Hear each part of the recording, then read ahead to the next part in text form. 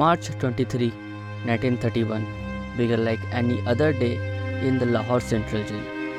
The only difference was that there was a strong storm early in the morning, but it felt a bit strange when at 4 o'clock Warden Charat Singh came and asked them to go to their respective cells, but they did not tell the reason. Now the prisoners were wondering what the matter was. The jail barber Bhagat passed in front of every room, whispering that Bhagat Singh, Rajguru and Sukhdev were going to be hanged tonight. The calmness of the movement shook him. The prisoner begged barber to bring them any item of Bhagat Singh like pen, comb or watch after the hanging, so that he can tell his grandchildren that once upon a time he too was imprisoned with Bhagat Singh.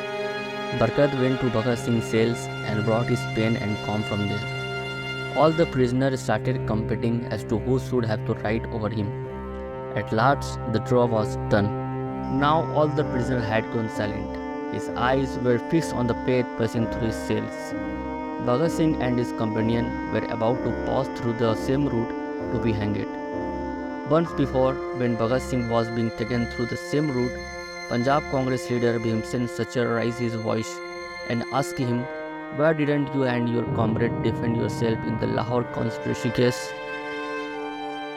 Bhagat Singh was so fond of reading books that he once wrote to his schoolmate Jadhav Kapoor that he read Karl Levenlech militarism, Lenin's left-wing communism and Upton Sinclair's novel The Spy sent via Kulbir Bhai.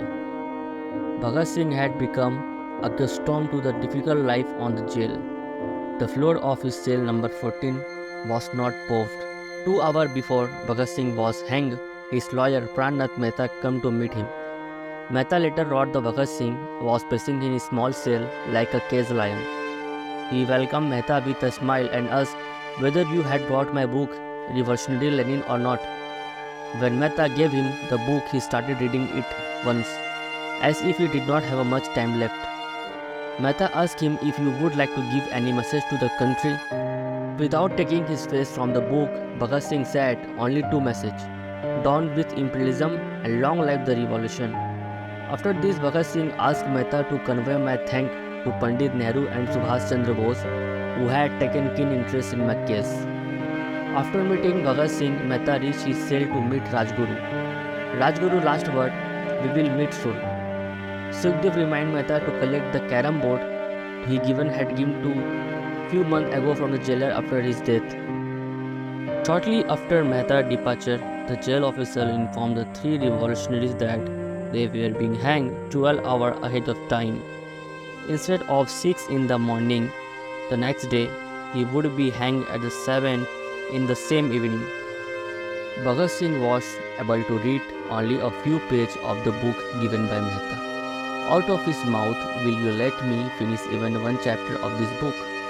Bhagat Singh had requested Bebe, the Muslim sweeper of the jail, to bring food for him from her house in the evening, a day before he was to hang. But Bebe could not fulfill this wish of Bhagat Singh because the decision to hang Bhagat Singh was taken 12 hours before. After a while, all the 3 revolutionaries were taken out of their cell for preparation for hanging. Bhagat Singh, Rajguru and Sukhdev folded their hands and started singing their favorite freedom songs. Then the weight of these 3 was taken one by one. Everyone's weight had increased. All of them were told to take their last breath. Then they were dressed in black cloth, but their faces were allowed to remain uncovered. Charat Singh whispered in Bhagat Singh's ear that "Remember Waheguru." Bhagat Singh said, "My whole life I did not remember God. In fact, many times I even cursed God for the suffering of the poor. If I apologize to him now, he will say that no one is more coward than him. It's end of near coming, that is why he has come to apologize." As the prison clock struck 6, the prisoner heard distant footsteps. They were accompanied by a sound of heavy boots hitting the ground. Suddenly, slogan of "Inqilab Zindabad" and "Hindustan Azad Ho" were heard loudly. The gallows was old, but the hangman was very fit. The executioner was called from Sahadra near Lahore to execute the execution. Bhagat Singh was standing in the middle of these three. Bhagat Singh wanted to fulfill the promise given to his mother that would raise the slogan of Incomparable Zindabad from the gallows. Bhagat Singh raised the slogan of Incomparable Zindabad so loudly that his voice was heard till Sondi house. On hearing his voice, other inmates of the jail also started raising slogans. The hanging rope was put around the neck of all the three young revolutionaries. His hand and feet were tied. Then the executioner asked who will go first. Sukhdev was the first to agree to be hanged. The executioner pulled the rope one by one and removed the planks under their feet by kicking them. For a long time their dead body kept hanging from the boards. He was finally brought down and the doctor present there, Lt. Colonel J.J. Lanson and Lt. Colonel N.S. Lodhi, declared him brought dead.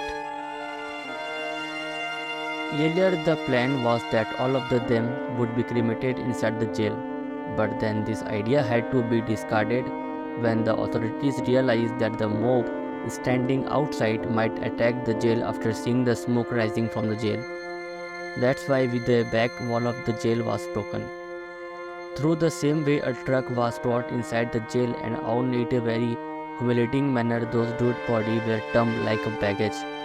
It was earlier decided that his last rites would be performed on the bank of the Ravi, but the water in the Ravi was very low, so it was decided to burn the dead body on the bank of the Satluj.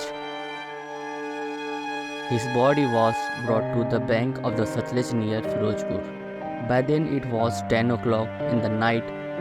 Meanwhile, Deputy Superintendent of Police Kasur Sudarshan Singh called a priest Jagdish Acharaj from Kasur village. They had just been set on fire that people came to know about it. As soon as the British soldiers saw people coming toward them, they left the dead body there and ran toward their vehicles. The people of the village stood guard around those dead bodies all night. The next day around noon, notice seen by the district magistrate were posted in several areas of Lahore stating the Bhagat Singh, Sukhdev and Rajguru were cremated on the bank of the Satluj, according to Hindu and Sikh rituals. People reacted strongly to this news and people said that far from being cremated, they were not even burnt completely. The district magistrate denied it but no one believed him.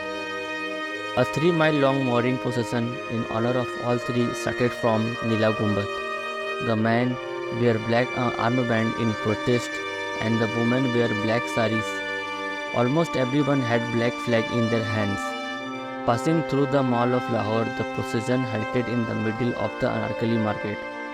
Suddenly there was silence in the whole crowd when it was announced that Bhagat Singh family had reached Anarkali Bazaar from Firozpur with the remaining remains of the three martyrs.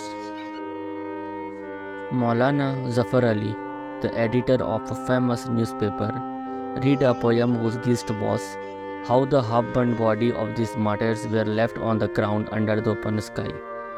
On the other hand, Warden Charat Singh reached his room with slow step and started crying bitterly. In his career of 30 years, he had seen hundreds of hanging, but no one had embraced death as bravely as Bhagat Singh and his two comrades.